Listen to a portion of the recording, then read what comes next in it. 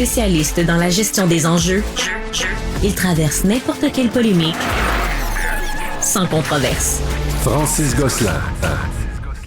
16h20, Fred Bastien, cher ami, tu es à Paris. Dans un cadrage plus serré qu'à l'habitude. On dirait que ton visage est 10 fois plus gros que le mien. Tout va bien? Écoute, on fait ce qu'on peut. Hein. Je suis présentement à un match de water polo. Derrière moi, il y aura peut-être des gens qui défileront dans pas long parce qu'on est au 4e quart d'un match enivrant là, entre l'Espagne et la Hongrie. Ça crie très fort dans les estrades. Et ce, juste après un match absolument incroyable entre la Grèce et le Monténégro. Une grosse victoire de la Grèce, c'était très surprenant. Puis, mais on parle de l'Amérique aujourd'hui. On peut laisser l'Europe et le water polo quelques instants. Ouais, parfait. Parlons-en de l'Amérique, cher ami. Qu'en est-il de ton point de vue parisien? Ben, c'est sûr que je suis loin de l'Amérique, mais l'Internet me rapproche constamment. Et là, sur mes réseaux sociaux, là, on sait, j'aime bien me promener sur Twitter, mais j'en ai vu sur Instagram aussi. Il y a plusieurs mèmes, des memes de la campagne électorale américaine. En fait, c'est toi et moi, Francis, qui se sont amusés dans les derniers jours là, à s'envoyer des références web qui nous amusaient par rapport à la campagne. C'est rendu notre principal objet de conversation. As-tu vu ce mème de Kamala, de J.D. Vance, de Donald Trump? Exact. Ouais. Et là, déjà là, c'est super intéressant parce que tu as nommé Kamala et J.D. Vance en premier. Effectivement, Trump est moins présent dans le meme game présentement. Puis c'est drôle parce que Kamala est la candidate à la présidence, mais on parle beaucoup de J.D. Vance ces temps-ci. On parle pas encore du VP potentiel de Kamala. D'ailleurs, ça me rappelle un des fameux memes que j'ai vu passer cette semaine. C'est un Américain qui s'est maintenant installé à Vancouver qui disait voici les choix potentiels de vice-président pour Kamala Harris. Et c'était un paquet de peinture blanche avec plein de sortes différentes de blanches et ça disait en anglais trustworthy whites. Donc, des blancs de confiance. Alors, on s'attend là peut-être là à quelqu'un de très, très, très rassurant là, pour l'Américain moyen. Là. Voilà le même en question. Là. Voici les options potentielles de choix de vice-président pour Kamala. Ben, on sait qu'on est un peu comme lorsqu'on essaie de deviner quel pourrait être le vice-président potentiel de Trump. On se disait, comment est-ce qu'on pourrait réussir à aller chercher peut-être une autre base que celle qu'on a avec le président? Finalement, J.D. Vance, était-ce un choix du judicieux suite au fait que ce n'est plus contre Biden qu'on se prend? C'est une grosse question. Mais du côté de Kamala, on s'attend peut-être à quelqu'un de tellement blanc qu'il est peut-être gris, là. C'est bien dit, cher ami. Donc, effectivement, ça risque d'être un homme blanc. Hein? On a peu de doutes là-dessus. Dans ton esprit, est-ce qu'il est possible quand même que Mme Harris nous surprenne? Ben, je ne veux que ça. Moi, le spectacle de la politique américaine est aussi intéressant que le Super Bowl à chaque année, sinon plus. Là. Donc, pourquoi pas nous surprendre? Sinon, moi, j'ai adoré aussi, je viens de voir sur Instagram, là, il y a à peine quelques minutes, Liz Plank, qui est une activiste féministe canadienne qui habite maintenant aux États-Unis, qui a fait une vidéo sur Instagram où elle dit ces gars-là pensent que je leur donne mon numéro de téléphone. Elle est dans un bar, puis elle est en train de, on dirait, cruiser des gars. Elle dit, ces gars-là pensent que je leur donne mon numéro de téléphone, mais non, je suis en train de les inscrire au courriel de Kamala Harris pour la prochaine campagne américaine. Alors, une manière comme une autre de briser la glace dans un bar, peut-être. Et sinon, là, bon, parmi ceux qu'on s'est envoyés, il y avait le fameux mème, là, on le voit souvent sur Internet, c'est la photo de Ben Stiller qui soupire, là, qui est un peu découragé de la vie. Et ce qu'on y indique dans le mème en question, c'est quand même paradoxal de voir que la gang qui aime la loi et l'ordre, ben on choisit un criminel, puis la gang qui propose parfois de defund the police, là, d'être contre les policiers, on choisit la prosécutrice. Donc, c'est quand même ironique. C'est un des bons mèmes qu'on a vu circuler récemment. Puis, sinon, avais-tu un coup de cœur, toi? Qui a lancé les hostilités là, entre Kamala et JD? Là? Il y en a un qui pense qu'une est une folle au chat et l'autre pense qu'il est bizarre. Là.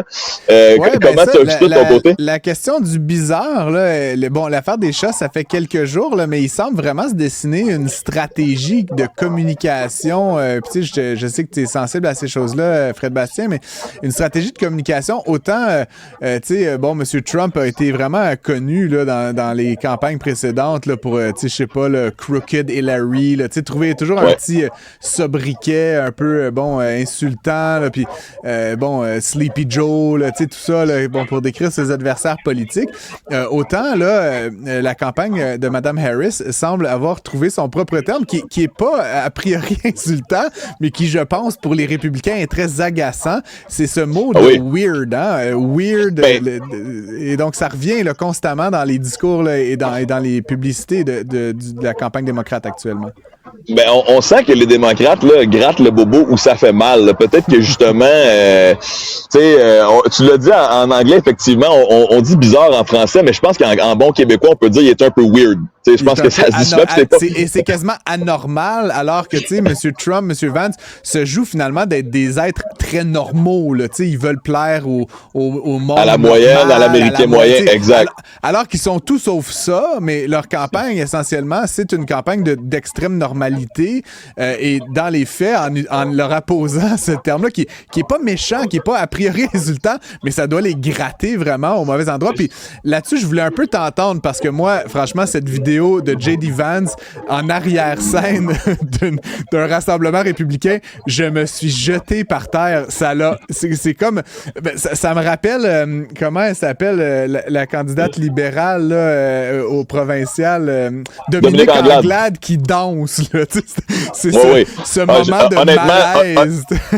Honnêtement, ce n'est rien. Dominique Anglade qui danse, je l'ai regardé 12 fois avant de re-regarder J.D. Vance qui parle de nos barres de chocolat là, dans l'arrière-scène, comme tu dis. Écoutez, c'est un tweet qui a été liké 24 000 fois, OK? Donc, 24 000 likes, ça, imaginez le nombre de vues, OK, là-dessus. Ouais. Et c'est dans le fond, le tweet en question publiait cette vidéo là, qu'on voit présentement, que je vais vous raconter, en disant, écoutez, là, NBC vient de sauver beaucoup d'argent parce que l'intro de Saturday Night Live cette semaine, là, ce spectacle d'humour hebdomadaire. On n'a pas besoin de l'écrire. Cette vidéo-là fait la job complètement. Puis c'est J.D. Vance que vous avez vu là, en arrière-scène, dans une espèce de, on dirait, sous-sol d'aréna quelque part. Puis il fait juste nous expliquer que les républicains, là, ils ont voici le lunch qu'ils ont en arrière-scène. C'est 12 barres de chocolat Snickers, des chips, du Mountain Dew diète. Puis après ça, il invite les gens à donner à sa campagne. Donc, je ne comprends absolument pas pourquoi cette vidéo a été publiée. Puis, ça donne beaucoup là, de munitions là, à la campagne d'Harris qui dit, ce gars-là, il est un peu weird. Tu sais. Il est un peu weird, je pense que aussi l'Internet a utilisé de désinformation pour aller encore plus loin là, à cet égard, là, parce que c'était incroyable de voir. Tu as vu les rumeurs là, que J.D. Vance parfois aurait des relations sexuelles avec un sofa. As-tu vu ça passer, Francis? Bien sûr, j'ai vu ça beaucoup passer. Oui. Bon, et c'était ça qui est particulier. C'était une blague, ok? C'était donc une désinformation. Quelqu'un a dit, hey, je crois que c'est la première fois de l'histoire là, où un candidat potentiel à la vice-présidence pourrait avoir déjà avoué avoir eu des relations sexuelles avec un sofa dans sa biographie, dans son livre là, Hillbilly Elegy, où on raconte un peu sa jeunesse, parfois problématique, parfois compliquée. Tu sais. Mais là, ce qui est particulier, c'est que l'Internet s'est complètement enflammé de cette histoire en pensant qu'elle était vraie, mais elle l'était pas. Mais moi, j'ai l'impression que si l'Internet a pensé que c'est vrai, c'est peut-être parce que c'est crédible. C'est peut-être parce que c'est possible. Parce que quand on puisse aussi, le livre en question là, raconte l'adolescence, l'espèce de passage à l'âge adulte de M. Vance. Donc, effectivement... oui, ça sera pas long. Je vais bientôt quitter. Je suis en direct à la radio au Québec. Je suis là dans 5 secondes. Ça sera pas long, monsieur. Oui, le match est terminé. Je vais me faire mettre dehors de mon studio maison. C'est presque terminé. Non, mais juste pour terminer avec l'histoire de monsieur Vance, là, qui a peut-être des relations sexuelles avec un sofa. Évidemment, ce n'est pas encore arrivé, mais ce qui est la cerise sur le Sunday de cette histoire, c'est que l'Associated Press, là, cet organe très crédible dans le monde du journalisme, avait lancé une dépêche en disant non, J.D. Vance n'a pas couché avec un sofa, n'a pas eu de relation sexuelle avec un sofa, mais finalement, ils ont dû se rétracter parce que journalistiquement, ils ne sont pas sûrs que c'est arrivé. Effectivement, ce n'est pas écrit dans le livre en question, mais a-t-on vérifié? Est-ce déjà arrivé? On ne peut pas exclure qu'il a déjà eu des rapports sexuels avec un sofa. Et d'ailleurs, Fred Bastien, j'aimerais juste te faire remarquer, puis là, je ne sais pas si JP en régie est prêt, mais dans la vidéo où il parle de ce qu'il y a sur la table avec des barres de chocolat, derrière M. Vance, il y a un divan.